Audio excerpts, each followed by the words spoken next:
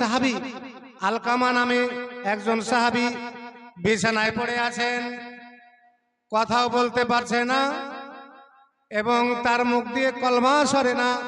বেশ কিছুদিন থেকে বিছানায় পড়ে আছেন, কিন্তু সকাল থেকে নিয়ে দুপুর হয়ে গেল, কিছু বলতেও পারে না, কথাও বলতে পারে না, কলমাও সরে না, জানো যায় না, ভালো হয় না, কি ব্যাপার, কি করব। তার স্ত্রী ভাবা চিন্তা করতে লাগলো, সুবহানাল্লাহ, কি ব্যাপার, আমার স্বামীর জান যায় না, আমার স্বামীর কলমা বলতে পারে না, কথা বলতে পারে না। তাড়াতাড়ি করে বিশ্ব নবীর কাছে যে পৌঁছে গেল, বিশ্ব নবীকে গিয়ে বললেন, ইয়া নবী আল্লাহ হে, ইয়া রাসূল আল্লাহ হে, আমার বাড়ি একটু চলেন, আমার স্বামী বিছানায় পড়ে আছে বেশ কিছুদিন থেকে, আজকে সকাল থেকে কথা বলতে পারে না, কলমা বলতে পারে না, দোয়া সূরা বলতে পারে না, কিছুই বলতে পারে না, আপনি তাড়াতাড়ি চলেন, বিষয়টা দেখেন। বিশ্বনবী বললেন, চলো আমি চলে আসছি। বিশ্বনবী তাড়াতাড়ি গিয়ে চলে গেলেন দুইজন সাহাবীকে নিয়ে। দেখছেন যে আলকামা পড়ে আছে বিছানায়। তার স্ত্রীকে জিজ্ঞাসা করলেন, ও আলকামার স্ত্রী, তুমি বলো, আলকামার মা বেঁচে আছে, বাবা বেঁচে আছে? স্ত্রী বলল, না, বাবা নাই, তাহলে মা বেঁচে আছে। তার মাকে ডাকো। মাকে ডাকা হলো। ও মা, বলো দেখি, তুমি কি তোমার আলকামার উপরে নারাজ আছো নাকি? বলে, হ্যাঁ। তোমার আলকামাকে মাফ করে দাও। না, মাফ করব না। কেন মাফ করবে না? ঘটনাটা ভালো করে শুনেন। নারাজ থাকলে কি দশাটা হতে পারে এটাই শোনাতে চাচ্ছি আপনাদেরকে। ঘটনা ভালো করে শুনবেন, ছোট্ট ঘটনা।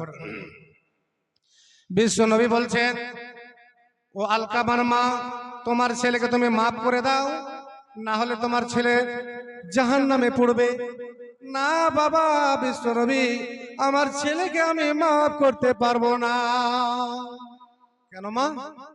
আমার ছেলে সব কিছু পৃথিবীতে করতেন, নামাজ পড়তো, রোজা রাখতো, দান ধ্যান করতো, ভালো কাজ করতো, তাহাজ্জুদ পড়তো, নফল রোজা পর্যন্ত রাখতেন, কিন্তু আমার ছেলে একটাই ভুল, আমি একটাই কাজের জন্য তার উপর নাখুশ। আমার ছেলে বইয়ের কথা শুনে আমার প্রতি রাখতো, আমাকে ঝিড়কি দিত, আমাকে দুঃখ দিয়েছে, আমাকে কষ্ট দিয়েছে, আমি দুঃখ পেয়েছি, কষ্ট পেয়েছি। না না না, আমি আমার ছেলেকে মাফ করব না। নবী বললেন, ও বেলাল, যাও যাও যাও, এক বোঝা লকড়ি নিয়েছো, লকড়ি নিয়ে এসে আগুন জ্বালাও, আগুন জ্বালিয়ে আলকামাকে আগুনে নিক্ষেপ করে দাও। আলকামার মা দেখেন, ভাই আমার আব্বা জানেরা, সন্তান কি জিনিস, মা কি জিনিস, সন্তানকে জ্বলতে দেখে মা বরদাস্ত করতে পারবে না।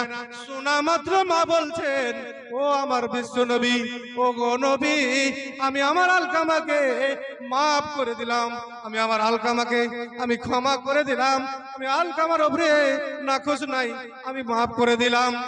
বিশ্ব নবীর কথা শুনে যখন মাফ করে দিলেন, সঙ্গে সঙ্গে আলকামার মুখ থেকে কালেমা বের হয়ে আসলো। যাহা কালেমা আসলো তাহাই দুনিয়া থেকে বিদায় হয়ে গেলেন।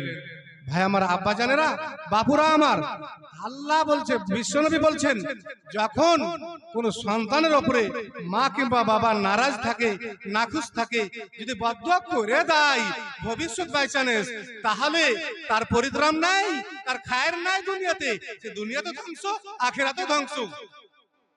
অনেক বলার কিছু আছে, সময় শেষ আমার। ভাই আমার বাপু জানেরা, যদি আল্লাহ বাঁচিয়ে রাখেন, আপনারা যদি ইয়াদ রাখেন, তাহলে ইনশাআল্লাহ পরবর্তীতে আসবো। আমার সময় শেষ। ও মন ঘুমায় না রে, নাম জপো আল্লাহর, একদিন ঘুমাইবারে মন কবরের মাঝার, ও মন ঘুমায় না রে, একদিন ঘুমাইবারে মন কবরের মাঝার, ও মন ঘুমায় না রে। ঘুম ঘুম করো রে মন, ঘুমের লাগিয়া একদিন ঘুমাইবার মন জিন্দেগি লাগিয়া, ও মন ঘুমায়ো না রে, নাম জপো আল্লাহর। একদিন ঘুমাইবার মন কবরের মাঝার, ও মন ঘুমায় না রে। সদ্দদ নমরুদ ফেরাউন বাদশা ছিল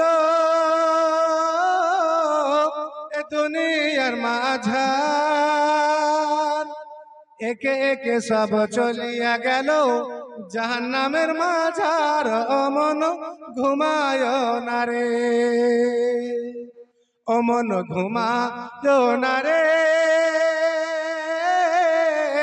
নাম জপ মাওলার।